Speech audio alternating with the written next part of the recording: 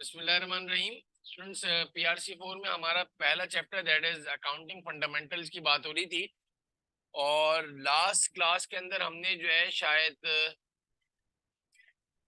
Accounting equation को discuss कर लिया था शायद। और वो जो है accounting equation asset equals to आपके पास पहले था कैपिटल, और फिर asset equals to liabilities plus capital हो गया था। फिर बात करी थी हमने लास्ट के पिलर्स ऑफ अकाउंट, जिसको आप हेड्स ऑफ अकाउंट्स भी कहते हो। और pillars of accounts heads of account में there are 5 heads of accounts, याद है बेटा? अल्सर सबसे आसान वे क्या है? A L. A stand for बच्चों, L stand for, C stand for. ये तीनों चीजें हमने अकाउंटिंग इक्वेशन में भी पढ़ी थी। Assets equals to liabilities plus capital भी पढ़ा था। इसमें एक्सपेंसेस और रेवेन्यूज जो है ये आपके पास जो है नई चीज आई। फिर हमने जो है एक एक करके जो है डिटेल में बात करी थी कि सबसे पहले resources in the business is called assets, और करके जो एक और लेंदी और डिटेल्ड वाली डेफिनेशन थी, asset includes everything which is control and owned by the company और entity the currently valuable and provide monetary benefit in the future।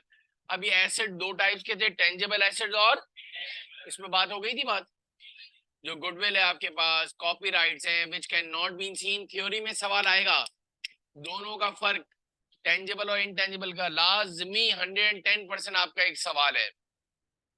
Theory में सवाल पूछेगा कि डिफरेंट टाइप्स के एसेट कौन से हैं, तो टेंजिबल और इनटेंजिबल है, दोनों का फर्क आपको शायद बताया था कि एक था टेंजिबल और एक क्या था, इनटेंजिबल था।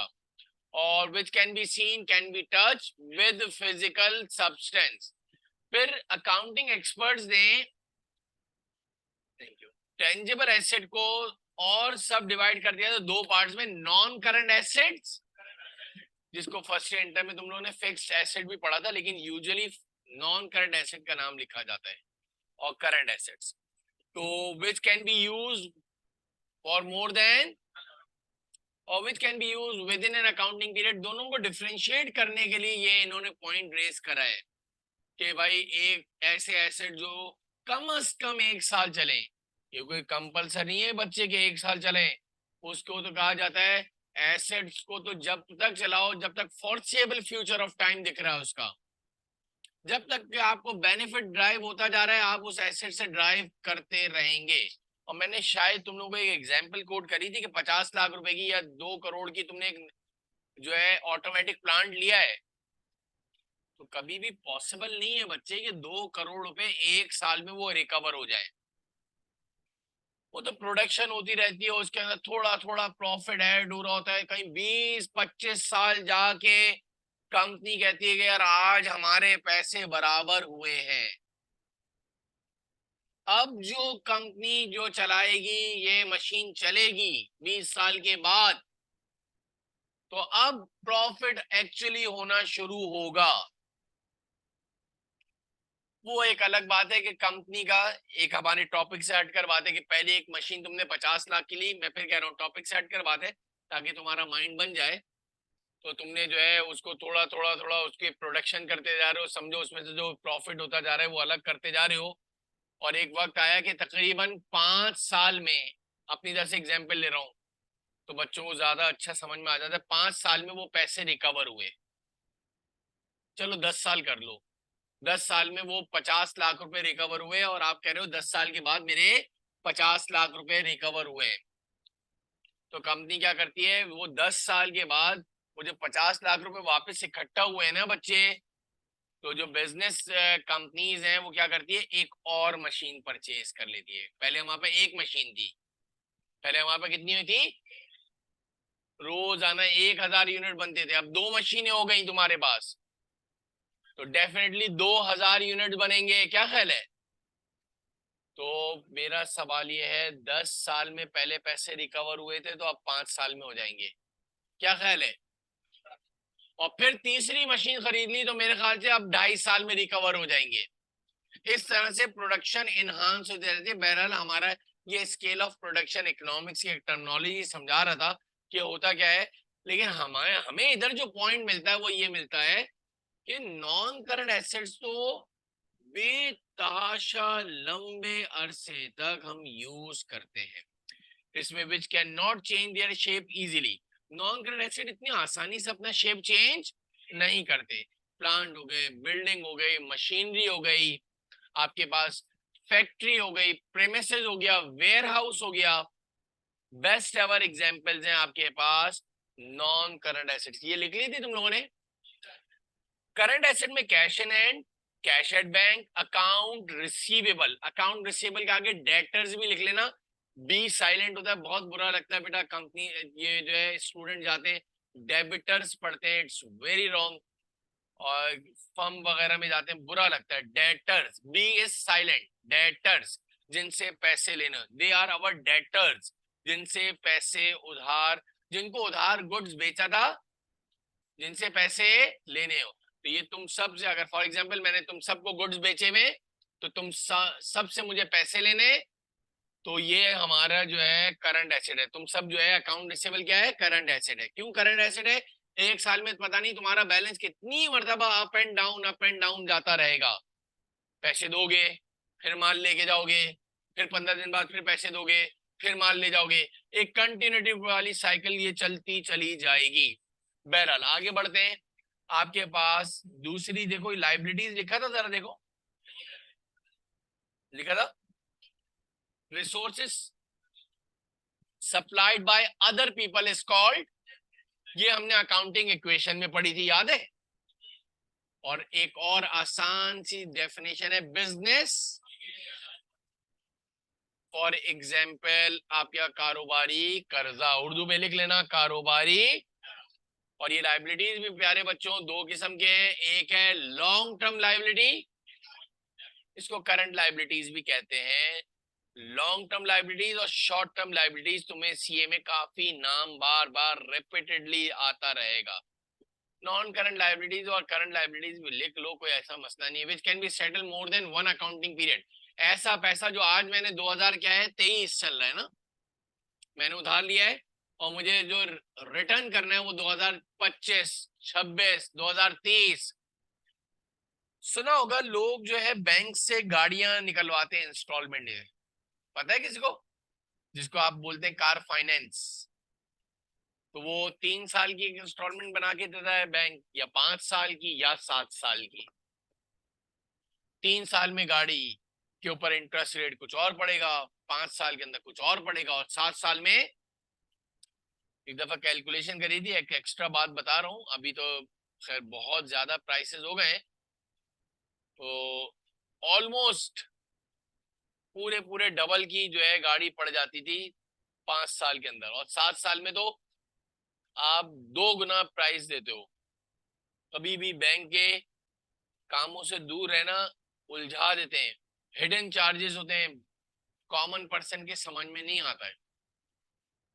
वैसे बाजाहिर वो अपेरेंटली लग रहा होता है कि बड़े आसानी से ये सर यूं देंगे, आप यूं देंगे और आपको लोन मिल जाएगा, और ये है वो है, उनके हिडन चार्जेस बहुत खतरनाक होते हैं। बहरहाल, और सब में आपने साइन करे होते हैं, सारी चीजें जो है ब्लैक एंड व्हाइट में होती है, तो बड़े आपको पढ़ इसीलिए रहे हो कि तुम अपने फैमिली को सिक्योर कर सको, तुम्हें कोई डैमेज ना हो।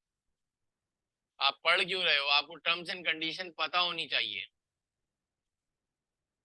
अगर आप ही पूरा पढ़ने के बावजूद भी बेवकूफ बन जाओ, इंसान अपने आप को सेव तो करे, बाकी तो अल्लाह की मर्जी है।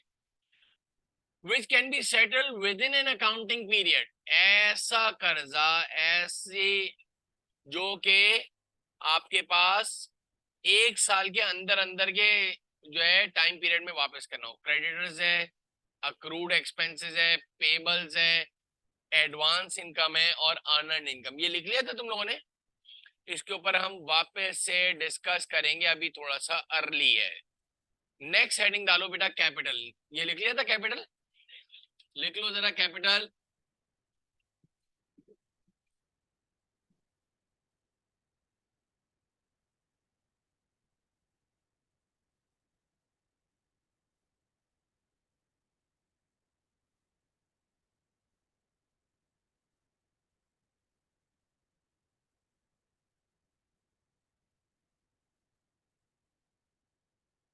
Resources supplied by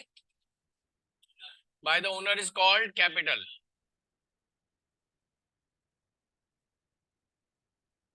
Resources supplied by the owner is called, और करके एक और भी डेफिनेशन लिख लेना, कभी काम आ जाएगा. Residual claim by the owner is called capital.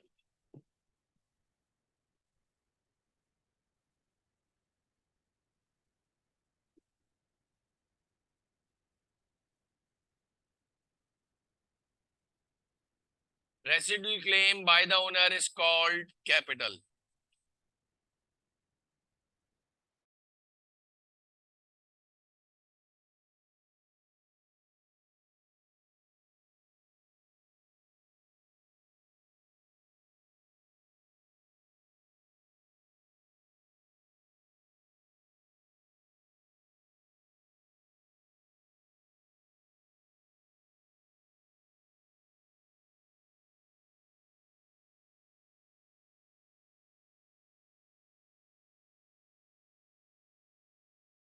लिखा बेटा कैपिटल का, resources supplied by owner is called. Residual का मतलब लिख लेना बचा हुआ क्लेम जो होता है, यानी सारे एक्सपेंसेस निकालने के बाद जो भी बिजनेस में बची हुई चीज है उसका हकदार कौन होता है? ओनर. कोई कैपिटल की काइंड नहीं होती, कोई कैपिटल की टाइप नहीं होती बच्चों, सिर्फ एक डेफिनेशन है कैपिटल की. Resources supplied by the owner is called capital. जो पैसे ओनर बिजनेस में लेकर आता है दैट इज कॉल्ड. और डेफिनेटली बच्चों जब बिजनेस स्टार्ट होता है तो सबसे पहले पैसे कौन लेकर आता है? ओनर ही लेकर आता है, जब भी वो बिजनेस स्टार्ट होगा. चौथा आप हेडिंग डाल देना एक्सपेंसेस की. बच्चों कोई टाइप नहीं है बेटा कैपिटल की, कोई काइंड नहीं है, बस सिंपल सी एक डेफिनेशन हो गई है. एक्सपेंसेस की एक डेफिनेशन लिख लेना, cost incurred by the business. Cost incurred by the business to generate revenues. Revenues को जनरेट करने के लिए बिजनेस को बहुत सारे कॉस्ट इनकर्ड करनी पड़ती है, यानी उसका मतलब है एक्सपेंसेस. तुम जरा गौर करो तो दुनिया का कोई भी ऐसा बिजनेस नहीं है जो बगैर खर्चों के चले. कहीं पे कम है, कहीं पे और कहीं पे बहुत ज्यादा है. आज एक बात याद रखना, बिजनेस का फेलियर सबसे बड़ा यह है कि एक्सपेंसेस मीट आउट नहीं हो सकते. हमारे टीचर ने एक सबसे बड़ी जबरदस्त एक एग्जांपल दी थी, वही कोट करूंगा. आपके सामने किसी ने जो है एक चेयर जो है फॉर एग्जांपल 1000 रुपए की, 1000 रुपए की खरीदी, आप सामने खड़े हुए थे. 1000 रुपए की चेयर खरीदी आपके सामने किसी ने, किसी दुकानदार ने, आप सुन रहे हो, कन्वर्सेशन सारी सुन रहे हो. 1000 रुपए की कुर्सी खरीदी, आपने कहा यार ये कुर्सी मुझे चाहिए, कितने की देंगे आप? तो कह रहा है 2000 रुपए की दूंगा. आपने सुना है कि अभी अभी इसने 1000 रुपए की ली है मेरे सामने, और मुझे कितने की दे रहा है? और इसके बाद भी दुकान वाला जो है आपसे कसम खा रहा है कि मुझे लॉस हो रहा है. आपके सामने सामने की बात हो रही है, उसने आपके सामने 1000 रुपए की ली. आजकल का अलमिया समझ जाओगे तो बहुत जल्दी बिजनेस समझ जाओगे. और आपको 2000 रुपए में दे रहा है और इसके बाद कसम भी खा रहा है कि मुझे लॉस हो रहा है. 2000 रुपए नहीं. हम बोलेंगे यार कैसे घटिया आदमी हो, मुंह पे झूठ बोल रहा है, अभी 1000 रुपए की पकड़ी है और मुझे 2000 मिला के 2000 की बेच रहे हो, फिर भी लॉस हो रहा है. ये कैसा लॉस है भाई? तो सुनो गौर से, जितना मेरा अपना पर्सनल एक्सपीरियंस है, चीज जब बिकती है ना मेरे बच्चों, तो उसमें तो प्रॉफिट होता ही होता है, कोई दो राय नहीं है. लेकिन जब कंपनी अपने एक्सपेंसेस को मीट आउट करने जाती है ना, तो अच्छे अच्छों की हवा निकल जाती है. वो जो 1000 रुपए का प्रॉफिट हुआ है, अब समझना, उसमें से 200 रुपए रेंट के हैं, मिसाल ले लो. 100 रुपए इलेक्ट्रिसिटी के हैं, 100 रुपए मेंटेनेंस के हैं, 100 रुपए सेल्समैन के हैं जिसने उस कुर्सी को बेचा है. हम तो सेठ की तरह बैठे रहते. 500-600 रुपए ये खर्च हो गए, फिर भी 400 रुपए बचे। सर 400 रुपए बच रहे, आगे तो सुनो सैलरीज भी निकाल दी, 200 रुपए बच गए। चलो बोले सर अभी भी बच रहे। बेटा सारा का सारा कारोबार जो है ओनर ने बैंक से लोन लेके लिया था, तो 400 रुपए तो इंटरेस्ट के देने पड़ रहे हैं। बेचारे को हुआ था प्रॉफिट, मैं मान रहा हूं, 1000 रुपए की कुर्सी को 1000 रुपए में बेच दिया, और इसके बाद भी रो रहा है, कह रहा है भाई दम निकल जाता है प्लस में आने के लिए। सही बात है, हर चीज एक्स्ट्रा ऑर्डिनरी पैसों में बिक जाती है।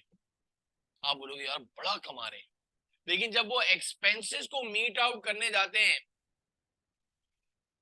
तो सर एक्सपेंसेस कम से कम करे जाए। बिल्कुल सही कह रहे हो, 4 लोग सेल्समैन रखे थे, 4 लोगों की सैलरी थी, 2 लोगों को निकाल दिया, और वो चारों का काम 2 कर रहे हैं अब माशाल्लाह। बोला आप ही करोगे, दोनों गधे बन जाओ, शाबाश। और क्या होगा, थोड़ा काम मैं खुद करूंगा भाई, सेठ ने बोला मैं भी हिलजुल लूंगा थोड़ा, मैं अब जल्दी आऊंगा, झाड़ू पोछा लगाऊंगा, झाड़ू पोछे वाले को निकाल दो। अब घरों से अगर काम वाली को निकाल दो, तुम लोगों का हाल क्या होगा, तुम लोग सोच लो। मेरा सवाल ये है कि ये बात तो 100% है कि एक्सपेंसेस जो है कट डाउन करते जाएंगे तो आपका प्रॉफिट तो बढ़ेगा, लेकिन ऑन द अदर हैंड आपके पास क्या हुआ कि डेफिनेटली कोई भी दुनिया का ऐसा बिजनेस नहीं है बच्चों जो के बगैर एक्सपेंसेस के। हाँ लेकिन एक चीज सुनोगे यार, एक्सपेंसेस कम से कम करो। हमारे पेरेंट्स भी चीखते रहते हैं भाई खर्चे कम करो यार, खर्चे कम करो, बहुत खर्चे कर रहे हो, बहुत बाहर का खाना पीना खा रहे हो, घर का ही खाओ, दाल रोटी खाओ, मुसल्लम नहीं खाओ। वो क्या है, एक्सपेंसेस को कट डाउन करो। लेकिन कुछ ऐसे एक्सपेंसेस है मैं समझता हूं जो हमें कयामत तक देने। इलेक्ट्रिसिटी का बिल माशाल्लाह, दूसरा गैस, ये सारे यूटिलिटी बिल्स आ गए। ट्रांसपोर्टेशन, घर से बाहर निकलेगा या कयामत तक घर में बैठा रहेगा, घर से बाहर निकलेगा।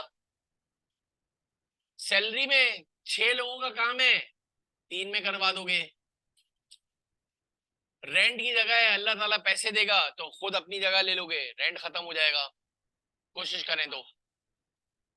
और क्या चीज, हाँ ये सारे एक्सपेंसेस जो है daily expenses, repair and maintenance,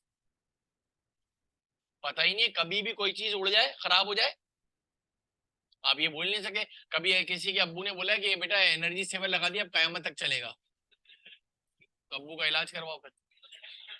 अगर किसी अब्बू ने कहा कि बेटा ये अब नया पंखा लगा दिया है, चल बेटा कयामत तक छुट्टी हो गई, ये सुना है, चल बेटा अब लंबे अरसे तक छुट्टी हो गई। लंबे अरसा हमारे यहाँ 5-7 साल 8 साल, चल भाई।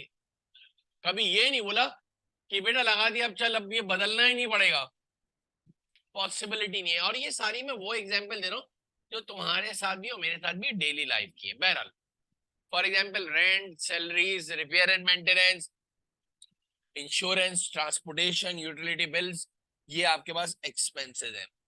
रेंट भी डाल दिया, लिख लिया बेटा आप लोगों ने। फिर लिख लो revenues. Revenues are generated from the sales of goods. Revenues are generated from the sales of goods and rendered services. Online वाले स्टूडेंट्स को आवाज आ रही है बेटा?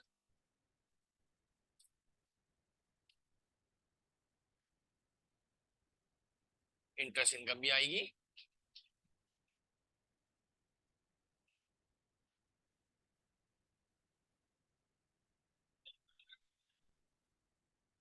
अनंत तो नहीं, अभी इसको छोड़ दो, अभी बाद में डिटेल में। Revenues are generated from the, लिख लो पहले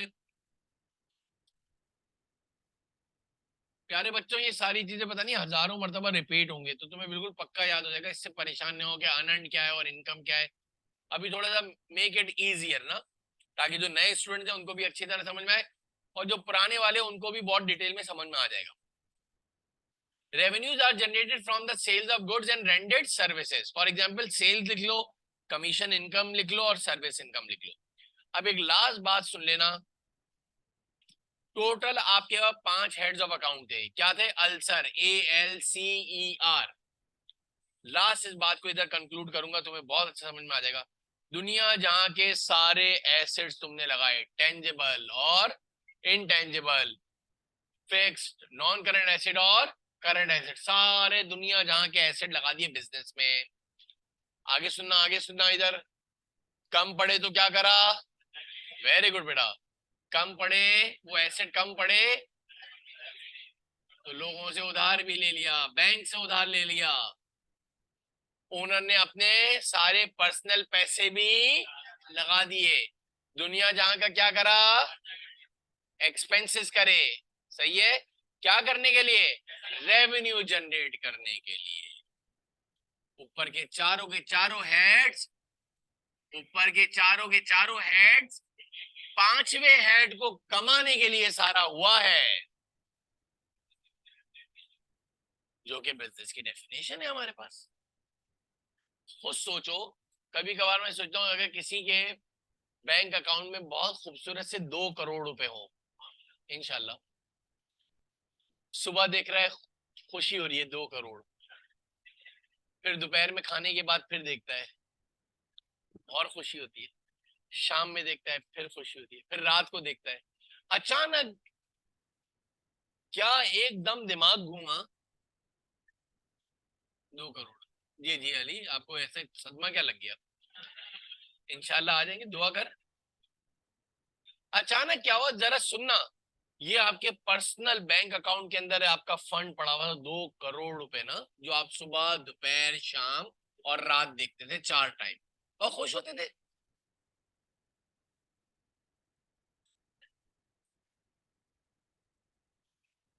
बस बेटा अली, अब जरा सुन लो, कसम वसम बाद में खाना। अब क्या हुआ, और से सुनो। अचानक से एक हफ्ते के अंदर आपने उस 2 करोड़ को कर दिया गुम। गुम का मतलब है सारे लगा दिए। हमने कहा भाई क्या हुआ, याददाश्त वगैरह सही सही है, अच्छे खासे बैंक में पड़े हुए थे, अचानक क्या हुआ? धड़ धड़ खर्चे खर्चे खर्चे खर्चे। बोला बिजनेस कर रहा हूँ, कारोबार। एक बात समझना, जिसपे स्टूडेंट्स कहते हैं ना कि यार सर बिजनेस में तो लॉस भी होता है। बेटा जिसने वो 2 करोड़ रुपए लगाए, जरा उससे जाके पूछो आपने ये 2 करोड़ रुपए क्यों लगाए हैं, उसने यही सोचेगा, सबसे पहले ये जवाब देगा कि मैं इस 2 करोड़ से 4 करोड़ करना चाह रहा हूँ। अब उसके जाके बोलना यार अगर ये सारे खर्च हो जाए तो मैं 2 चमाट मारेगा कि कैसी गंदी जबान है तेरी यार, काम स्टार्ट हुआ नहीं है इससे पहले बदअफाल निकाल रहा है यार। बेटा बिजनेस तो होता प्रॉफिट के लिए, ये तो अल्लाह को खबर है। किसी के एक जगह पढ़ा रहा था, बोलने सर लॉस भी तो होता है। बिजनेस स्टार्ट लॉस के लिए नहीं करा था, करा किसके लिए था? और इसके बाद जो है वो लॉस हो रहा है, वो बात की बात है। बहरहाल आगे बढ़ते हैं, तो ये आपके जो है अच्छी तरह समझ में आ गया होगा। नेक्स्ट हेडिंग डालिएगा, जरा एक और काम करें अब जरा सा अपने रजिस्टर में, ये सबसे मेन चीज है बेटा। आप क्या करोगे कि एक नए पेज में, एक पेज पे एसेट की एक हेडिंग डालो, एक पेज पे सबसे ऊपर एसेट की एक हेडिंग डालो, सिर्फ एसेट की, और फिर एक मिनट वेट, फिर पेज को हाफ एक लाइन ड्रॉ कर देना, फिर आधे पेज पे लाइबिलिटीज की हेडिंग डाल देना, आधे पेज पे एक एसेट की हेडिंग डाल देना और आधे पेज पे लाइबिलिटीज की हेडिंग डाल देना। ये स्पेशली स्पेशली जो नए स्टूडेंट्स आए हैं उनके लिए है कि आप डेली जो है, जिन्होंने वेरी फर्स्ट टाइम अकाउंटिंग पढ़ रहे हैं बच्चों, वो इस पूरी चेकलिस्ट को रोजाना जो है ये आप पढ़ेंगे। अच्छा अब ये देखो, एसेट में जाओगे और एसेट में जाके लिखोगे बिल्डिंग, सारे लिख लो बेटा,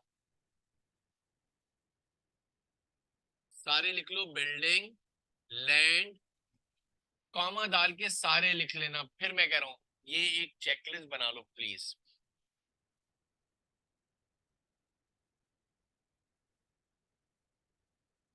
building, land, plant and machinery, motor vehicle, equipment, आगे पीछे भी हो सकता है।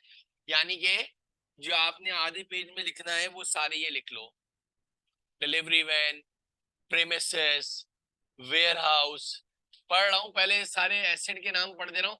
इसमें नॉन करंट भी है बच्चों, करंट भी है, टेंजेबल भी है और इनटेंजेबल भी है, सारे एक साथ लिख दिए बस मैंने। सर ये क्यों लिखे हैं? ताकि आपको ये सबके नाम जरा सा यूज हो जाए, ये बार बार फ्रीक्वेंटली बार बार आते रहेंगे। Fitting and fixtures, fixtures premises जगह को बोलते हैं बेटा, प्लॉट को बोलते हैं premises, warehouse, factory, debtors, fitting and fixtures अभी बताते हैं। अकाउंट रिसीवेबल फर्नीचर के अंदर ही का काइंड है, बस याद रखना फर्नीचर जो होता है वो मूवेबल होता है, फिक्सचर्स एंड फिटिंग जो होता है वो फिक्स्ड हो जाता है। जैसे कि आपके पास देखा है बहुत सारे ऑफिस में जाते हैं क्यूबॉइड बने होते हैं, क्यूबिकल्स, वो फिक्स होते हैं। हाँ बेटा बोलो। फिटिंग एंड फिक्सचर्स पूरा है। अकाउंट रिसीवेबल, अकाउंट का शॉर्ट ए लिख दिया बस, अकाउंट रिसीवेबल। ऑफिस सप्लाईज को आगे ब्रैकेट में स्टेशनरी भी लिख लेना। स्टेशनरी का दूसरा नाम बच्चों, बहुत नीट एंड क्लीन बनाना, बिल्कुल नीट एंड क्लीन बनाइएगा ये चेकलिस्ट। इन्वेस्टमेंट कैपिटल में इन्वेस्टमेंट पूरी बात बोलो, इन्वेस्टमेंट तो होता है पैसा। हाँ।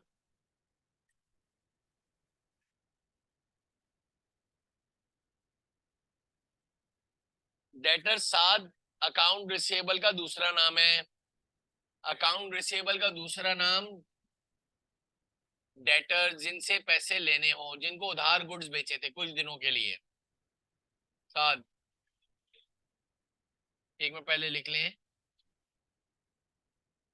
सारी टर्मिनोलॉजी लिखो। हाँ बेटा मैं वापस से पढ़ दे रहा हूँ, जरा देख लेना ताकि किसी को कोई प्रॉब्लम हो तो। Building, land, plant and machinery, देख लो जरा सारे, सबके समझ में आ रहे हैं ना?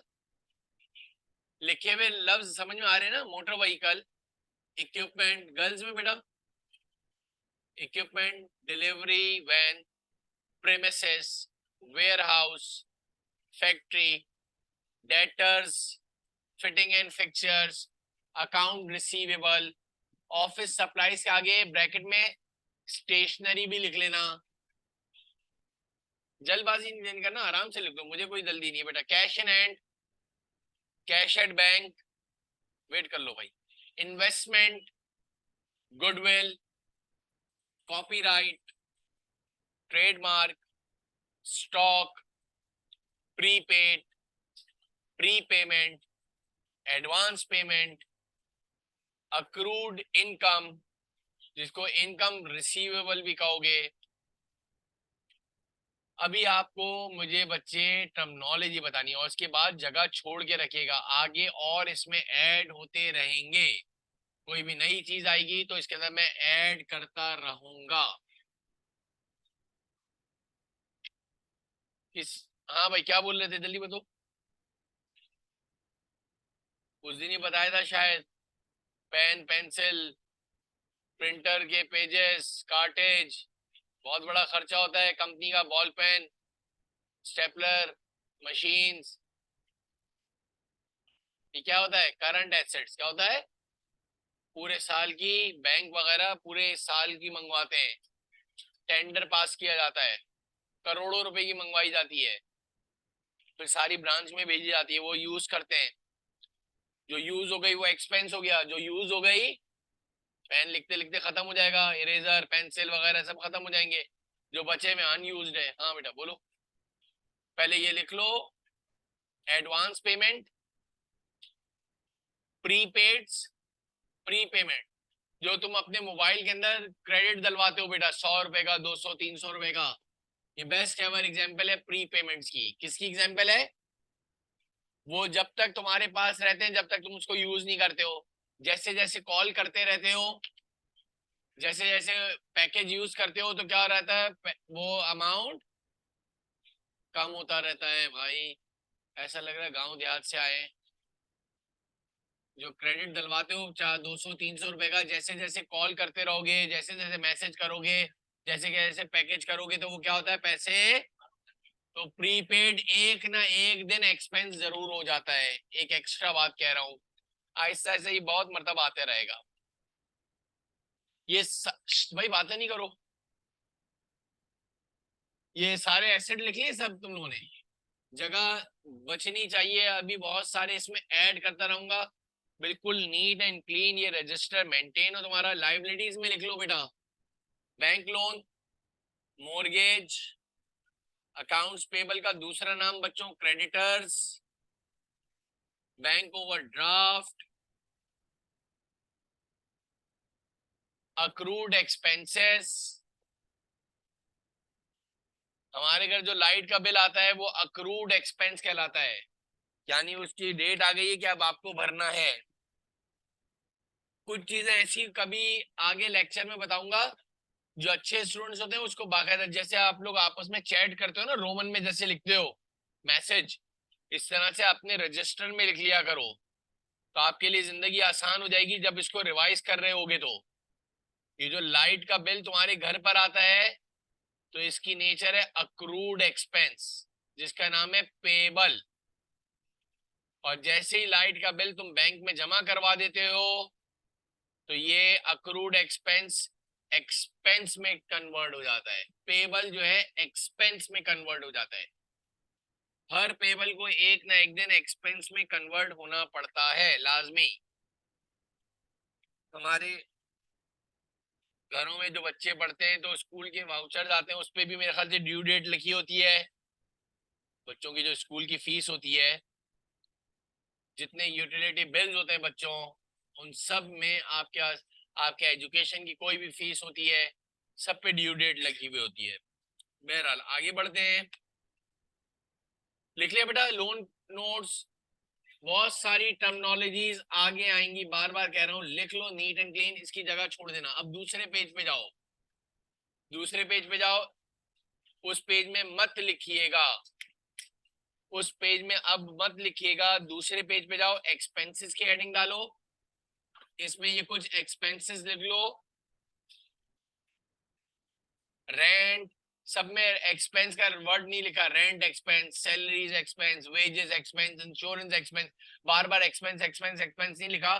रेंट, सैलरीज आप भी यूं ही लिख लो, नीट एंड क्लीन बनाओ, बिल्कुल साफ सुथरे तरीके से। Commission expense, interest expense, transportation expense बच्चों, कोई तुम्हारे भी दिमाग में आ रहा हो तो बता सकते हो, utility bill expense, taxes,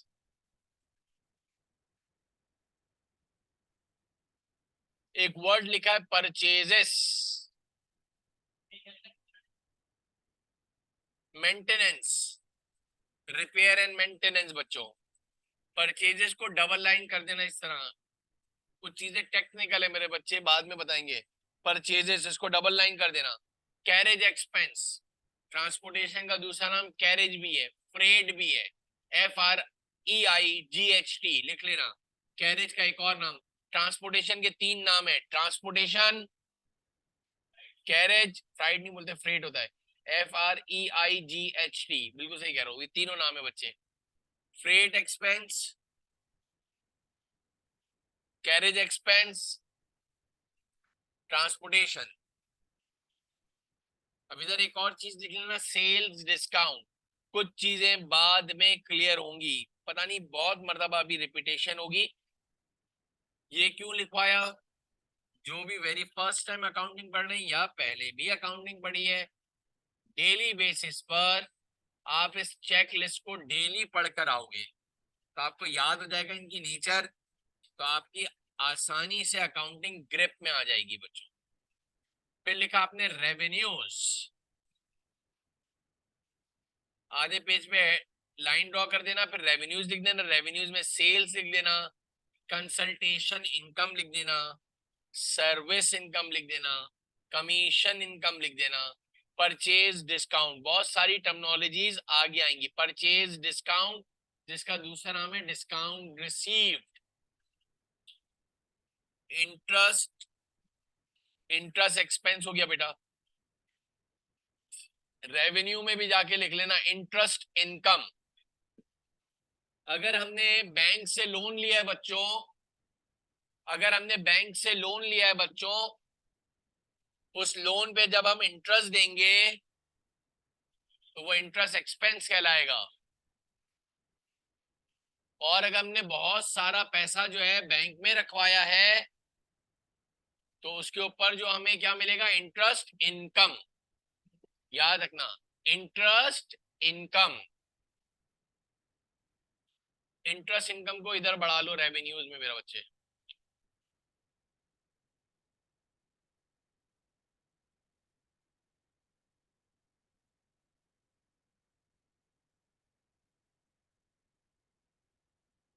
interest income, interest income.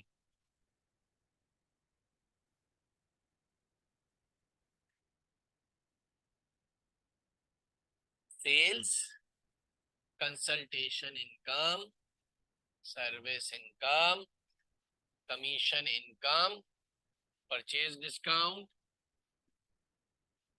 Gain on disposal, interest income.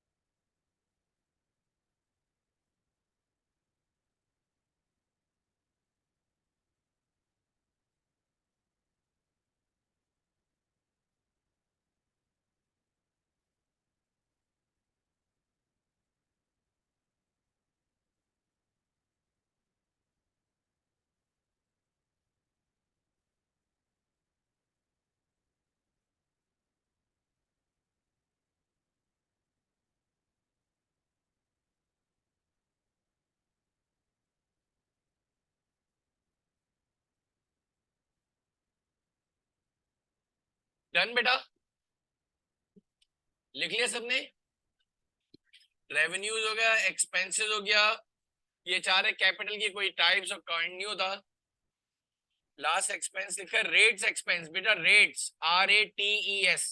Rates जो है टैक्सेस, यूके के अंदर टैक्सेस को रेट्स कहते हैं, लिख लेना, रेट्स के आगे लिख लेना टैक्सेस।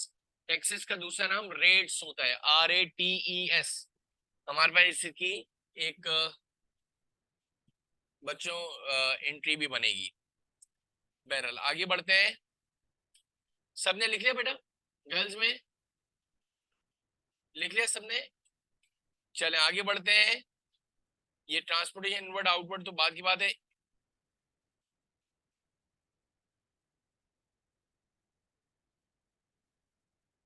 हेडिंग डालो बेटा, rules of debit and credit, नए पेज पे।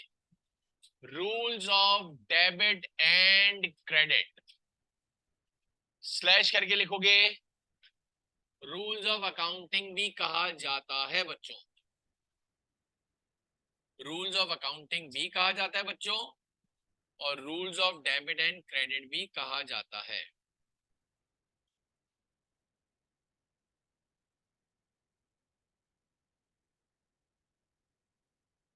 Rules of debit and credit, जिसका दूसरा नाम क्या है बच्चों? Rules of accounting.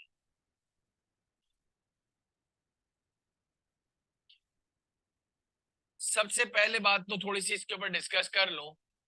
ये जो आपके पास दो कॉलम बने हुए हैं, जो आपके बिल्कुल सारे स्टूडेंट्स के जो राइट हैंड साइड है, जो आपको स्क्रीन पे दिख रहा है, जो राइट हैंड साइड जो है ना, वो आपका क्रेडिट रिकॉर्ड होता है बच्चों। वो क्या होता है आपका? वो आपका क्रेडिट रिकॉर्ड होता है। इधर बातें नहीं करो भाई।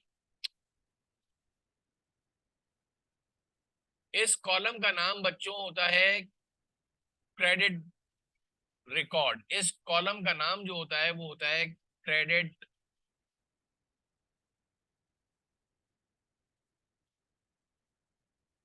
रिकॉर्ड। एक बड़ी इंटरेस्टिंग बात बताऊं, इधर सुनना बेटा। और जो क्रेडिट रिकॉर्ड, ये जो एक कॉलम का नाम है बच्चों, इससे पहले वाले कॉलम का नाम होता है डेबिट रिकॉर्ड। एक दफा एक स्टूडेंट से जो है, बहुत पहले की बात बता रहा हूँ, कि किसी ने सवाल करा कि भाई ये डेबिट रिकॉर्ड का जो कॉलम है, ये डेबिट का जो कॉलम है, इसको आप शॉर्ट फॉर्म में डी आर लिखते हो। तो क्रेडिट का है सी आर। अच्छा, वो समझा कि क्रेडिट का सी आर है, तो उससे ये सवाल पूछा गया कि भाई डेबिट का तो फिर डीई होना चाहिए। क्या होना चाहिए?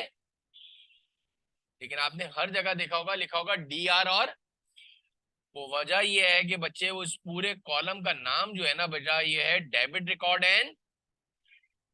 तो डी जो है डेबिट का है और रिकॉर्ड का आर है। क्रेडिट का सी है और रिकॉर्ड का, तो शॉर्ट फॉर्म में इसको डी आर और सी आर कहते हैं। अब जरा गौर से सुनना बेटा। There is no proper definition of debit and credit in the world. याद रख लेना, डेबिट और क्रेडिट की कोई प्रॉपर डेफिनेशन नहीं है। These are two columns name. ये सिर्फ और सिर्फ और सिर्फ और सिर्फ दो कॉलम के नाम हैं। अगर कोई आपको बोलता है कि डेबिट मींस इंक्रीज और डेबिट मींस इन और क्रेडिट मींस आउट, अपने घर की सारी जो है अकाउंटिंग, तो there is no proper definition of debit and credit. First centre के बच्चों, टीचर हजरात जो है, वो बोलते हैं यार बच्चा अभी दिमाग खाएगा, बोलते हैं डेबिट मतलब आना, क्रेडिट मतलब जाना, आना जाना आना जाना करते रहते हैं फर्स्ट सेंटर में माशाल्लाह। इसीलिए अपनी जैसी। अच्छा, मजे की बात ये है कि नंबर भी आ जाते हैं उसमें 90। मजे की बात तो ये है कि कॉन्सेप्ट तो वैसे ही बिगाड़े हुए हैं, लेकिन उसके ऊपर वो इसलिए के कॉन्सेप्ट वाला पेपर होता ही नहीं है। वो एज इट इज जो है 5 ईयर ही छाप के देते हैं बार बार। तो बच्चे को जो है वो प्रैक्टिस अगर 5 ईयर की हुई होती है तो वो कर लेता है। तो there is no proper definition of debit and credit, these are two columns name. अब इन्होंने क्या बोला? The extreme right column of your journal. Journal कौन सा? ये रजिस्टर को जर्नल बोल रहा है, ये JOUR journal. Take out your journals. तो ये जर्नल की बात हो रहा है। The extreme right column of your journal is called credit, और जो क्रेडिट के ऑपोजिट में है वो बच्चे डेबिट है। तो इधर तो बात हो गई, ये दो डेबिट और क्रेडिट दो कॉलम के नाम है। तो अकाउंटिंग एक्सपर्ट ने क्या करा है, ये जो डेबिट और क्रेडिट के जो रूल्स है ना, इसके अंदर इसको इन्होंने फिट किया है या इम्पोज किया है। क्या मतलब सर? बोला when ever asset and expenses. आसान तरीके से मैंने अल्सर की थोड़ी सी सीक्वेंस को चेंज कर दिया ताकि तुम्हें जल्दी याद हो जाए। वैसे हमने क्या पढ़ा था? Ulcer, AL। इधर रूल्स के लिए मैंने थोड़ा सा आसान करने के लिए, ताकि तुम्हें जल्दी याद हो जाए, एसेट और एक्सपेंस को एक साथ लिखा है ताकि तुम्हें जल्दी याद हो जाएगा बच्चे। whenever asset and expenses increases in the business। क्या बोला मैंने? एसेट और एक्सपेंस जब भी बिजनेस में, अच्छी तरह तुम्हें लिसनिंग टाइट रखनी है बेटा। हमेशा याद रखो, लेक्चर का सबसे पहला सुनहरा उसूल, आपकी लिसनिंग जो है, हियरिंग पावर बहुत टाइट होनी चाहिए। आप एब्सेंट माइंड होके सो रहे हो, आप फिजिकली इधर हो, दिमाग में है कि दूध लेके जाना है, टमाटर लेके जाना है, अम्मा ने ये बोला है, उधर से ये करना है, ये पंचायत वो पंचायत, तो बेटा फिर ऐसी पंचायतों जैसे नंबर आएंगे। इधर तो वो देता है ऐसे घुमा घुमा के इंग्लिश में सवाल देगा, फिर बोलोगे सर ये क्या था, तो बेटा आप जो है वो ट्यूबलाइट देख रहे थे उस वक्त जब मैं बोल रहा था, तो आप पंखा देख रहे थे कि कितना खूबसूरत बना हुआ है। कुछ देख रहे थे, इधर पढ़ा रहे थे, ऊपर देख रहे थे, अबे भाई इधर देख,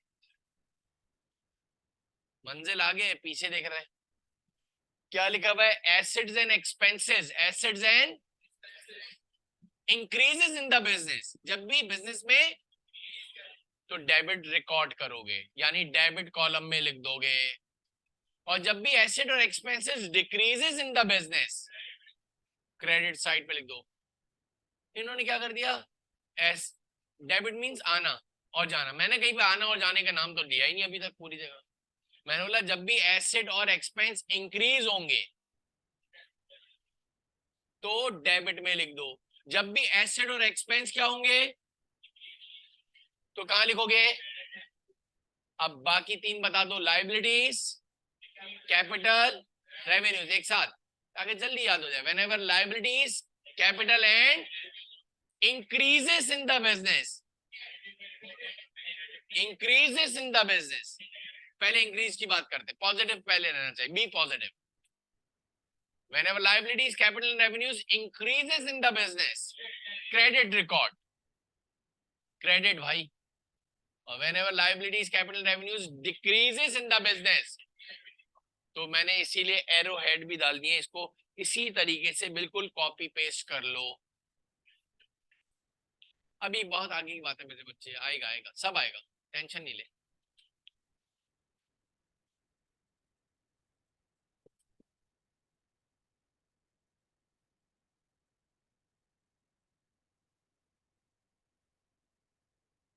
Whenever asset and expenses increases in the business, debit record. Whenever asset and expenses decreases in the business, ये आपको बिल्कुल जानदार तरीके से याद होने चाहिए।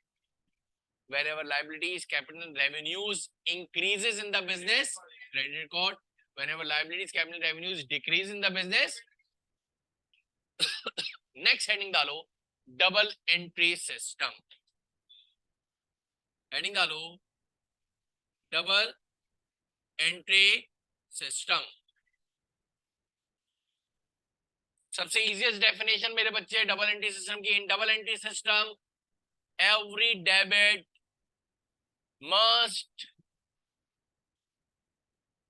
Have equal, every debit must equal to every, हर डेबिट हमेशा हमेशा हमेशा बराबर होगा किसके, क्रेडिट के।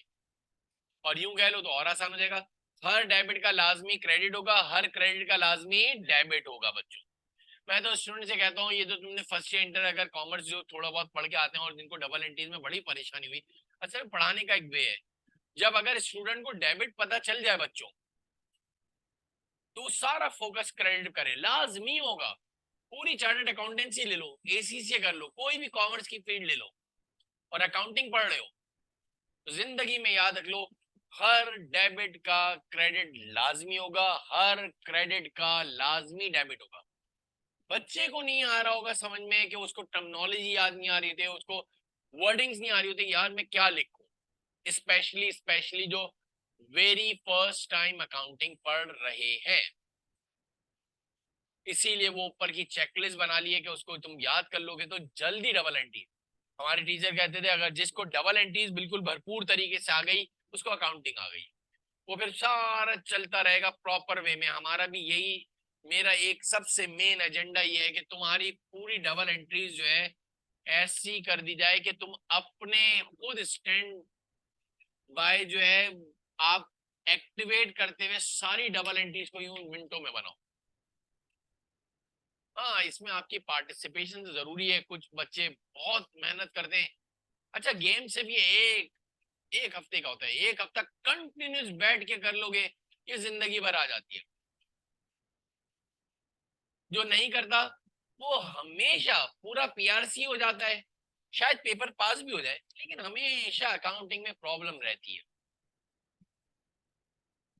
ये डबल एंट्रीज को बहुत जानदार तरीके से पहले एक दफा ये कर लो ताकि तुम्हें एक मसले ही खत्म हो जाए।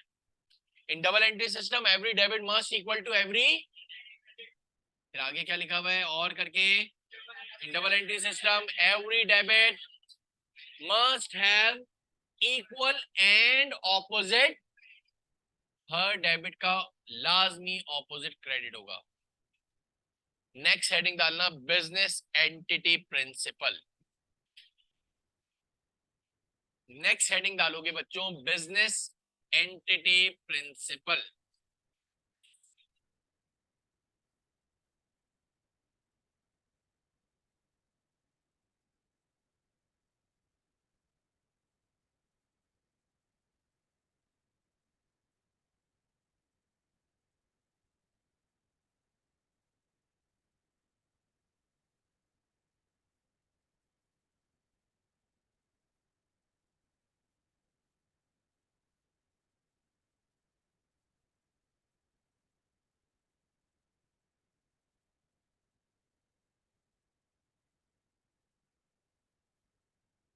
Business entity principle state that owner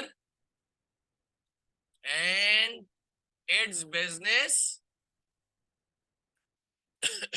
have separate existence, separate entity, separate legal rights, although all business entitled by its owner. कह रहा भाई बिजनेस और उसके ओनर में दोनों में जमीन आसमान का फर्क है. दोनों की सेपरेट एंटिटी है, दोनों की सेपरेट एग्जिस्टेंस है, दोनों के सेपरेट लीगल राइट्स है. हालांकि सारा का सारा बिजनेस इंटाइटल किसका है? ओनर का.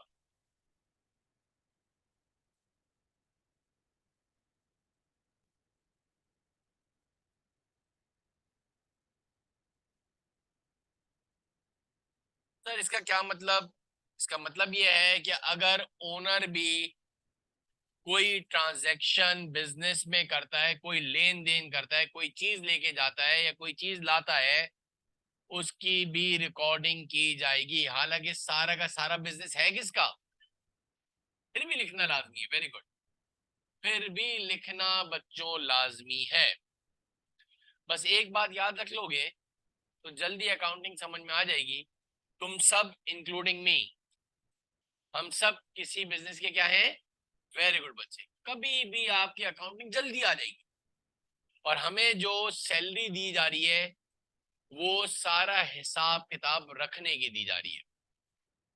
एक पाई भी बिजनेस में आएगी, 1 रुपया आएगा, 1,000 आए, 1 लाख आए, 1 करोड़ आए, आपको लिखना है. बिजनेस से एक कील भी बाहर जाएगी, आपको लिखना है. आपको इस चीज के हिसाब किताब के पैसे दिए जा रहे हैं और सारा हिसाब किताब आपसे लिया जाएगा. उस हिसाब किताब को सीखने के लिए, समझने के लिए कि उसको किस तरह से प्रेजेंट किया जाए, वो सीखने के लिए हम आए. मिसाल बड़ी जबरदस्त दी थी. आपके जो है ये एलसीडीज और ये इलेक्ट्रॉनिक अप्लायंसेस का कारोबार है. आप अकाउंटेंट, आपकी चीज जैसी नजरें होनी चाहिए. बिजनेस में एक चीज भी बाहर जा रही है, आपको लिखना है. आपके सामने बॉस क्या कह रहा है? यार ये एक एलसीडी निकालो और ये मेरी जो है ना गाड़ी में रख दो यार, वो खराब हो गई है, तो जरा ये मैं घर ले जा रहा हूँ. अच्छा आप अकाउंटेंट है, आपको नहीं बोला, किसी और प्यून को या किसी काम करने वाले को बोला यार ये एक नई एलसीडी उठाओ और जो है उसको मेरी गाड़ी में रख दो, इसको मैं घर ले जा रहा हूँ. अब आप बीइंग एन अकाउंटेंट, आपका पूरा राइट है कि आप बॉस के पास जाएं. ये तो बोल नहीं सकते हाँ भाई कहाँ ले जा रहा है, बड़ी तफरी चल रही है. बॉस को ये तो बोल नहीं सकते कि बड़ी अयाशियां कर रहा है, कहाँ लेके जा रहा है. नहीं नहीं लेके जाओगे. बॉस तो सिर्फ ऑर्डर देगा ये उठा के गाड़ी में रखो, तो आप ओके बोलेंगे. लेकिन अब देखो आपका क्या रूल है, जरा सुनना. 50 एलसीडियां थी आपके पास. आपने अगर वो एक एलसीडी बॉस के नाम पे नहीं लिखी, माशाल्लाह जब महीने के एंड पे हिसाब किताब हुआ, 50 में से एक कौन ले गया था, जरा जल्दी बताओ. 30 बिक गई. 30 बिक गई तो 20 बची, 20 में से एक ले गया. अब 19 हो रही है. बॉस माशाल्लाह खुद लेके गया, बोले हाँ भाई 20 होनी चाहिए थी, 19 है, क्या बात है. लेके खुद गया है, उसको तो याद ही नहीं है. 2 महीने 4 महीने की बात है. अब आपने कुछ करा नहीं है, बिला वजह आपके जो है पसीने निकल रहे हैं, आप खुद ही एज अ जो है ना मुजरिम चोर कहला रहे हो, हालांकि ड्रामे वो देख रहे हैं माशाल्लाह। ये तो आपके बड़ा फेलियर है ना। आपको जैसे उसने कहा कि बेटा ये एक एलसीडी कहाँ गई, तो आपने फौरन बोला सर ये आप 15 तारीख को माशाल्लाह आप खूबसूरत हाथों से ले गए थे, और फौरन साइन भी करवाते हैं। इसकी यूं एग्जांपल दे देता हूँ, बॉस ने आपको इंटरकॉम किया, यार आज शाम को 50,000 रुपए एक एनवलप में निकाल के रख देना, वो घर पे लेके जाने। आप ये तो बोल नहीं सकते नहीं दे रहा, क्या कर लेगा, बहुत खर्चे कर रहा है। आप ओके ही करते हो बस, यस सर। आपने 50,000 रुपए निकाले, कहीं से भी बैंक से निकलवाओ, कहीं से बॉस ने बोला 1 लाख रुपए चाहिए एनवलप में जमा करके रख देना। अब आपको क्या काम था, जब वो 1 लाख रुपए आप दे रहे थे, आपको साइन करवाने चाहिए थे। क्यों? At the end of the month जब वही हिसाब किताब हो रहे तो वही 1 लाख रुपए कम पड़ रहे हैं, जो माशाल्लाह वो उड़ा दिए उन्होंने, वो ले गए।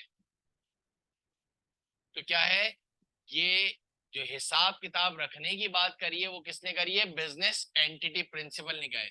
इसमें एक चीज अभी आपने भाई ने बोला था तो वो बाद में भी आएगी, drawings is recorded due to business entity principle, drawing is recorded due to business entity principal.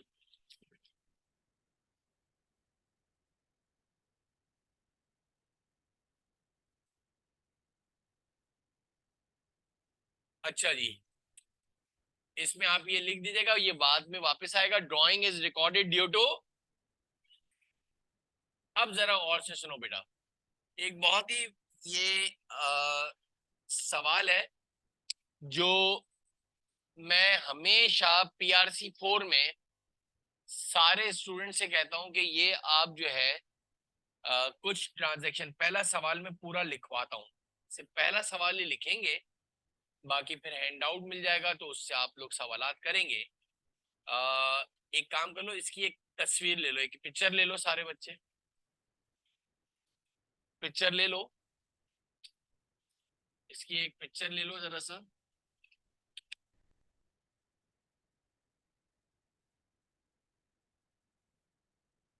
अभी इस पे डिस्कस करते हैं, जरा गौर से सुनिएगा।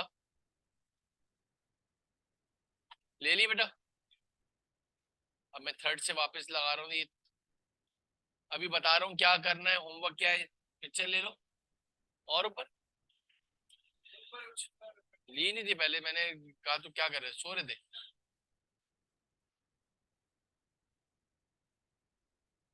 डन, यानी शुरू की 2 ट्रांजैक्शन आ गई, तीसरे से वापस लगा रहा हूँ, ये जरा सा ले लेना। नंबर दिले हुए हैं, कोई मसला नहीं, थर्ड फोर्थ फिफ्थ हो गई, 6 से ये वापस ले लो बेटा, 6 7 8 8 तक 9 तक आ गई।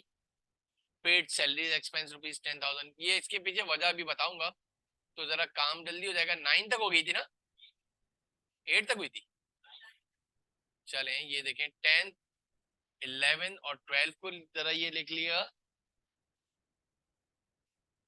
ये पहला सवाल आपको लिखना पड़ेगा बेटा, ये आप घर से लिखोगे, लेकिन अभी आपको क्या करना है इसमें, अल्हम्दुलिल्लाह ये अभी आपको समझ में आएगा। 15 तक हो गई, हाँ 16 17 ले लो। ये एक सवाल, एक ऐसा कॉम्प्रिहेंसिव सवाल बनाया खुद का, ये इसके अंदर एक सीक्वेंस है। 18 से ये ले लो, 18 19 20 25 है ये इसकी एक ये हिसाब की भी ले लो बेटा, ये बाद में काम आएगा। बहरहाल इसमें से सिर्फ ट्रांजैक्शंस लिख कर आओगे, सारे स्टूडेंट जरा गौर सुनो। और ये 21 से ये वापस से ले लो, 24 25 है मेरे ख्याल से टोटल। तो एक थोड़ी सी बात सजेशन जरा सुन लो, ये ले लें। सबसे पहली बात बच्चे, ये क्यों लिखवा दिया कि ये आप घर पे जो है इसको अपने रजिस्टर में सारे बच्चे ये 25 की 25 ट्रांजैक्शन को लिखेंगे, पहला सवाल है। अच्छा, ये ऐसा बनाया है कि इसके अंदर ट्रेडिंग बिजनेस की जितनी भी ट्रांजैक्शंस हैं वो सारी कवर हो जाती हैं। दूसरी बात, जिससे कि कल हमारे पास वापस से हमारी क्लास होगी। तो गौर से सुनना जरा मेरी बात, कोई भी गलती से भी क्लास मिस नहीं करेगा बेटा। अब ये इस वीक में कोई भी क्लास मिस नहीं होनी चाहिए। स्पेशली मैं तो कहूंगा कॉमर्स बैकग्राउंड वाली भी बहुत बड़ा गैप आ गया है बेटा थ्योरी में। आपके सवालात भी साथ साथ डिस्कस होते हैं। ये इतने बड़े बड़े सवालात थोड़ी आने, 2 नंबर का सवाल आना है, तो हमें तो अभी पेपर का भी देखना है कि पेपर में सवाल किस तरह से आने हैं। अभी तो हम जरा सा इसका एक स्टार्टअप देख रहे हैं कि किस तरह से इसके अकाउंटिंग की जाए। अच्छा, अब जरा देखिएगा सारे स्टूडेंट्स को, जो ये तस्वीर खींची है मैंने, ये जो सवाल बनाया है बच्चे, तो उसके अंदर मैंने कोशिश क्या करी है जरा समझिएगा। मैंने शायद आपको बताया था कि वही एग्जाम्पल ली है, जरा पढ़ेंगे आप लोग। मिस्टर अहमद स्टार्टेड बिजनेस, नहीं शुरू से, मिस्टर अहमद, तो who is mister Ahmad? Owner of the business. भाई अब ये कल वापस रिपीट नहीं होगा, बार बार सुन लो। ये जो जितने भी 20 मिनट है इसके अंदर मैं स्टार्ट ले रहा हूं। Mister Ahmad started a, mister Ahmad कौन हो गए? Owner of the, and deal in trading business. Trading business किसे कहते हैं? जिसमें हमने बनी बनाई चीज परचेज करी और उसमें अपना प्रॉफिट चार्ज करके। वेरी गुड, आगे सुनो। इन सदर कराची इलेक्ट्रॉनिक आइटम्स का हमने कारोबार खोला है मिस्टर अहमद ने, और मिस्टर अहमद ने तुम सबको इंक्लूडिंग मी, हमको एज अ अकाउंटेंट रखा है। Following transaction took place. बातें नहीं करो भाई प्लीज, आपकी ये समझने में प्रॉब्लम है जब भी आपको डबल एंट्रीज नहीं आती है। आज 1 जनवरी, अपनी तरफ से सारी अजम्पशन लिए जा रहे हैं। मिस्टर अहमद ने सदर में इलेक्ट्रॉनिक आइटम्स का एक बिजनेस, एक शोरूम खोला है। आज हमारा जो है जॉब का पहला दिन है।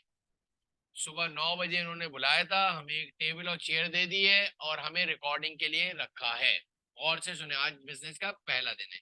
तो मिस्टर अहमद ने क्या करा, आकर सबसे पहले अकाउंटेंट को 5 लाख रुपए दिए, यानी हमें इन्वेस्टेड कैश रुपीज 5 लाख रुपए दिए, जो कि ये हमें बेटा खर्च करने के लिए दिए, यानी सारा हिसाब किताब आपसे ही मांगेगा।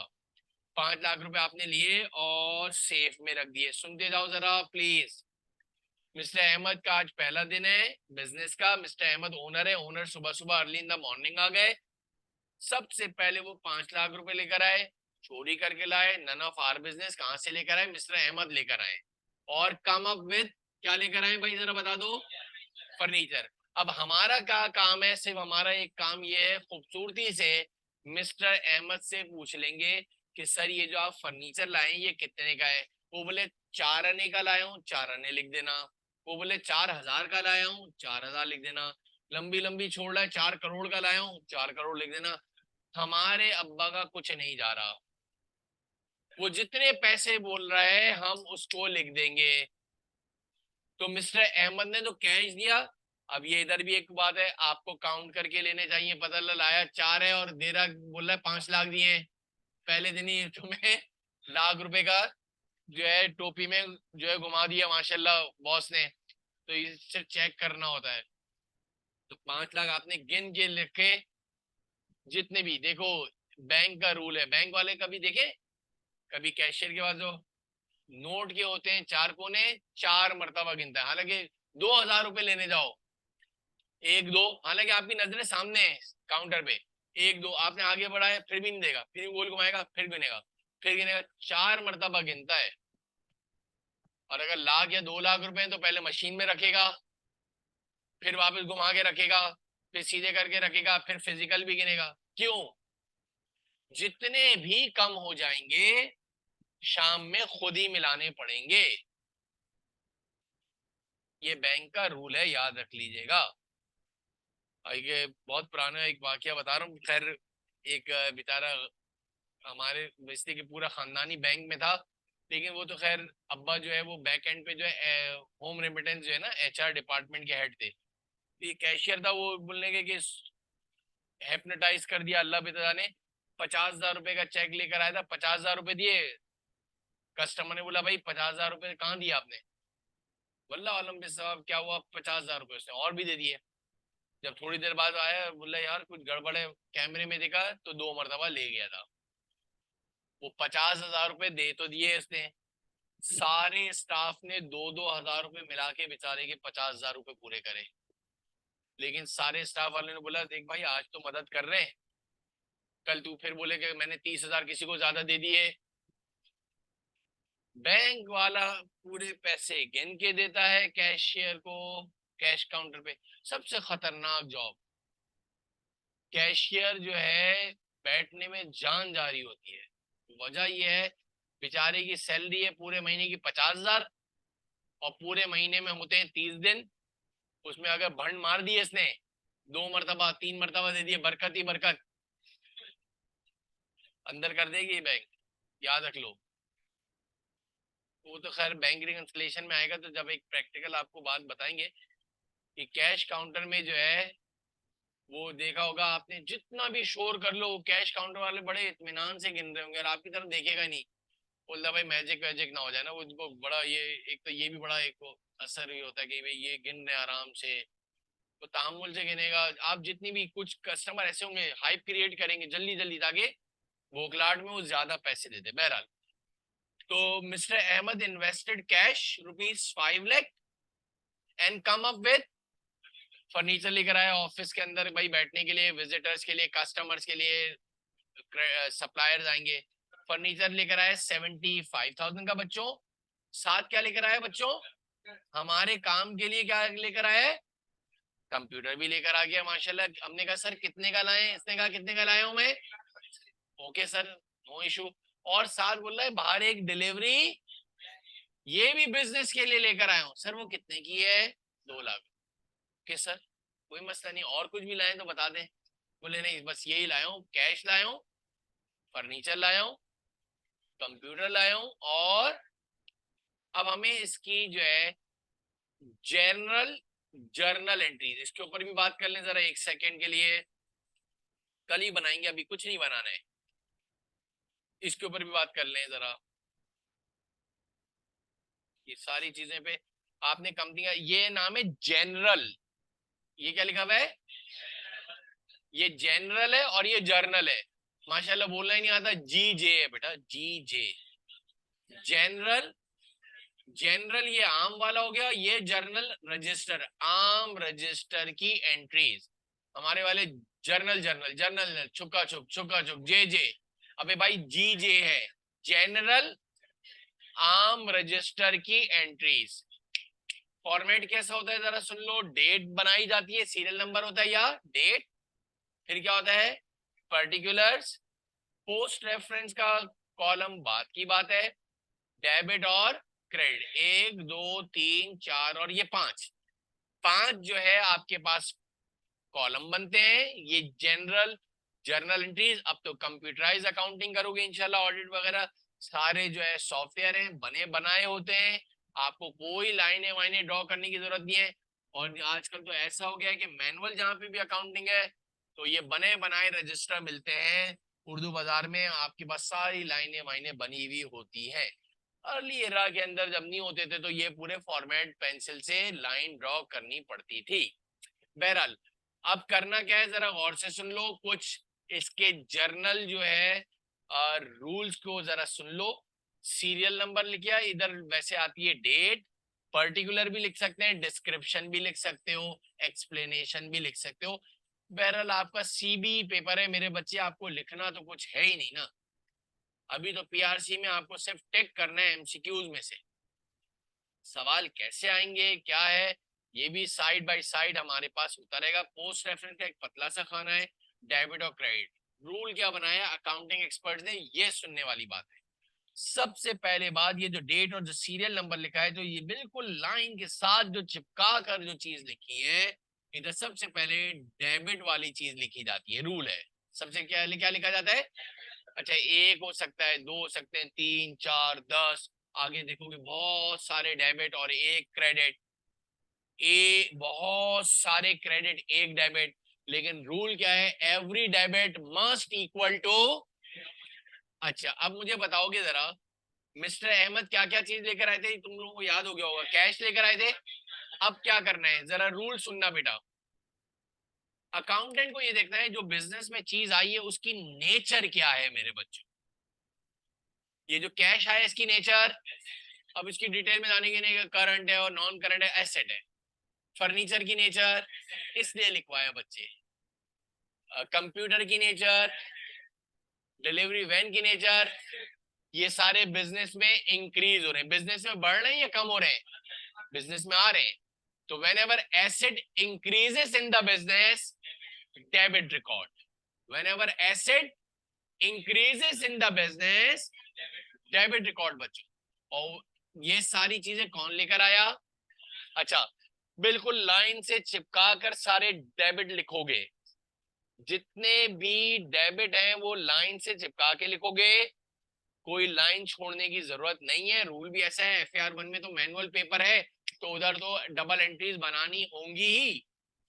तो अभी से जरा सुन लो, आगे FAR 1 की भी तो तैयारी करनी है साथ साथ, तो लाइन वाइन कोई भी छोड़ते नहीं है।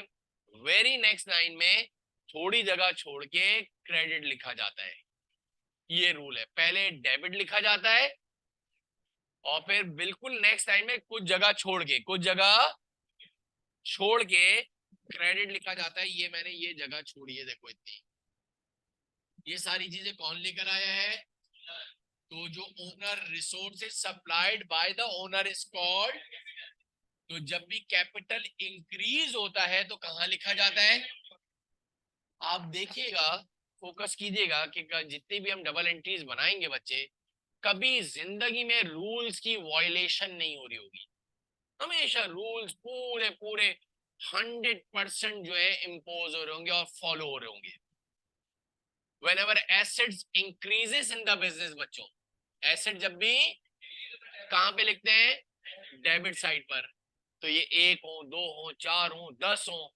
मैंने जानबूझ के थोड़ा सा कॉम्प्रिहेंसिव सवाल बनाया है, इतनी बड़ी बात कह रहा हूँ। ये 25 MC जो हम जो है ट्रांजैक्शंस की डबल एंट्रीज इंशाल्लाह बनाएंगे, और आपके पूरी ट्रेडिंग बिजनेस में मेन डबल एंट्रीज आपकी पूरी कंप्लीट हो जाएंगी। ये एक हमारा वे है, इसीलिए ये पहला सवाल, हालांकि इसको मैं टाइप भी करवा के दे सकता था। द रीजन इज दैट कि आप लिखते हो तो आपको ज्यादा बेहतर समझ में आता है। बाकी के सारे सवाल फिर हैंडआउट से हम करेंगे। अब क्या हो गया, मिस्टर अहमद ने जो है ये बिजनेस स्टार्ट करा था, तो ये कैश लेकर आए, कैश की नेचर एसेट। पहला सवाल होगा तो रूल साथ लिख देना, ए स्टैंड फॉर, यानी और एरो भी लगा दिया, एसेट एसेट एसेट हो गया और कैपिटल क्रेडिट हो गया। अच्छा, अब एक और चीज देखिएगा, इसके अंदर एक और चीज मैं जरा बताऊं। ये तो पहली ट्रांजैक्शन हो गई। सेकंड ट्रांजैक्शन को अगर आप पढ़ोगे, ये एक बड़ा इंपॉर्टेंट है, परचेज गुड्स। सेकंड वाली जो एंट्री है, परचेज गुड्स, ये जो वर्ड है ना बेटा, जो गुड्स लिखा है, इसका मतलब मैंने देखना डेफिनेशन में लिखा था, जिसको फिनिश गुड्स भी कहते थे, रेडी फॉर रीसेल पर्पस। याद करो भाई, बिजनेस स्टार्ट कर दिया है मिस्टर अहमद, हर काम हम मिस्टर अहमद के कहने पे करेंगे। बॉस ने बोला भाई चलो बिजनेस स्टार्ट करना है, तो अब ये हायर वालों से, ग्री वालों से, डॉलेंस वालों से, दुनिया जहां की सारी कंपनियों से माल लेना शुरू करो। तो हमने कैश पे लिया बच्चे। अब मुझे बताओ कितने का गुड्स लिए हमने? ये पैसे कहां से आए? जो उन्होंने सबसे पहले दिन आकर क्या दिए थे? 5 लाख रुपए दिए थे। बॉस ने कहा उसमें से आप 2.5 लाख रुपए निकाल के दे दो। और अच्छा, आपको इसकी कोई पंचायत में जाने की जरूरत नहीं है सर किस चीज का कारोबार है, ये तो आसान करने के लिए गुड्स बोलते ही उसी को है जिस चीज का हम कारोबार करते हैं। हमारे इस पर्टिकुलर एग्जाम्पल के अंदर हमने जो एग्जाम्पल लिया है उसके अंदर हमने क्या लिया है? इलेक्ट्रॉनिक आइटम्स लिए। क्या लिए बच्चों? तो गुड्स जो है याद रख लेना, रेडी फॉर रीसेल पर्पस है। क्या है? Ready for. तो याद रख लेना, अकाउंटिंग एक्सपर्ट ने बोला परचेज गुड्स ऑन कैश है। तो अच्छा, अब मुझे बताओ बिजनेस से क्या चीज गई? वेरी गुड बेटा, कभी कभार क्रेडिट वाला भी पहले दिमाग में आ जाता है, तो अच्छी बात है। जो भी चीजें विद इन सेकेंड बतानी है आपको एंट्रीज, इतनी प्रैक्टिस हो जाएगी, इतनी प्रैक्टिस हो जाएगी कि हमें ट्रांजैक्शन पढ़े और हमारे दिमाग में डेबिट और क्रेडिट फौरन आ जाए। इट्स ऑल अबाउट प्रैक्टिस, सिर्फ और सिर्फ और सिर्फ प्रैक्टिस है। अब जरा देखना इसकी एंट्री जो बनाई है बच्चे, गौर से सुनिएगा, अकाउंटिंग एक्सपर्ट ने कहा जब भी जिस चीज का आप कारोबार कर रहे हो उसको आप किस नाम से लिखोगे बच्चों? परचेजेस। परचेज लिखोगे जीरो मिलेगा FAR1 के लिहाज से, अभी तो लिखना नहीं है। परचेजेस क्या लिखा जाएगा? ये परचेज जो है इंग्लिश का वर्ड हो गया बेटा, परचेजेस जो है वो अकाउंटिंग टर्मिनोलॉजी होगी, जिस चीज का हम कारोबार करते हैं यानी बेचने की नियत से लिया है। परचेजेस को डेबिट करा। अभी फिलहाल मैंने तुम्हारी आसानी के लिए जो गुड्स खरीदे, जिस चीज का हम कारोबार कर रहे हैं, उसकी नेचर मैंने एसेट रखी है। क्या रखी है? लेकिन आगे इसकी नेचर को मैं चेंज करवाऊंगा, ये थोड़ा सा टेक्निकल है, बाद में आएगा। और हमारे बिजनेस से क्या चीज चली गई बच्चों? अभी तुम्हें सिर्फ ये रट्टा लगाना है कि जब भी गुड्स परचेज करेंगे तो परचेजेस के नाम से लिखेंगे। किसके नाम से लिखेंगे? और वो एसेट है तो जब भी एसेट इंक्रीज होगा। अच्छा, अब इस एंट्री में क्या हुआ? ऊपर वाली एंट्री में एक एसेट इंक्रीज हुआ, यानी एसेट इंक्रीज हुआ और कैपिटल भी। वेरी गुड, ये बोल दोगे तो और जल्दी अकाउंटिंग आ जाएगी। एसेट भी इंक्रीज हुए, पहली एंट्री की बात कर रहा हूं, एसेट भी इंक्रीज हुए और कैपिटल भी। दूसरी एंट्री कोई बताएगा क्या हुआ है? एक एसेट इंक्रीज हुआ। वेरी गुड बेटा, एक एसेट इंक्रीज हुआ। कौन सा एसेट इंक्रीज हुआ? परचेजेस। और कौन सा एसेट डिक्रीज हुआ?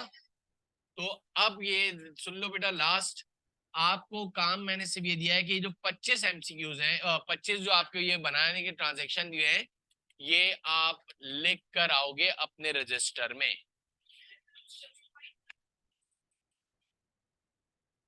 लिख लो बेटा, थर्ड से।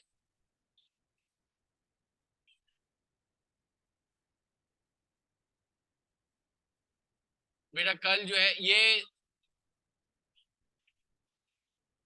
सारे स्टूडेंट से मैं कह रहा हूं, ये 25 ट्रांजैक्शन जो आपके लेक्चर वाली साइट है, इस पे आप नोट डाउन करके आओगे प्लीज। कल की क्लास में हम सारे मिलकर जो है डबल एंट्रीज बनाएंगे साथ साथ। आपको सिर्फ और सिर्फ काम क्या देना है? हम वापस से एंट्री नंबर 1 से ही स्टार्ट करेंगे। वापस से दोबारा से कहां से स्टार्ट करेंगे? एंट्री नंबर 1 से स्टार्ट करेंगे। आपको सिर्फ ये काम करना है कि सारी डबल एंट्री जिसकी आपने ये अभी पिक्चर ली है, इसकी आप जो है अच्छे से ये पूरी ये हिसाब नहीं बनाना बेटा, ये हम खुद बनाएंगे प्रैक्टिकली जब करेंगे। सही है? सिर्फ आपको ट्रांजैक्शंस लिखनी है। ठीक है बेटा? चले, ओके, अल्लाह हाफिज।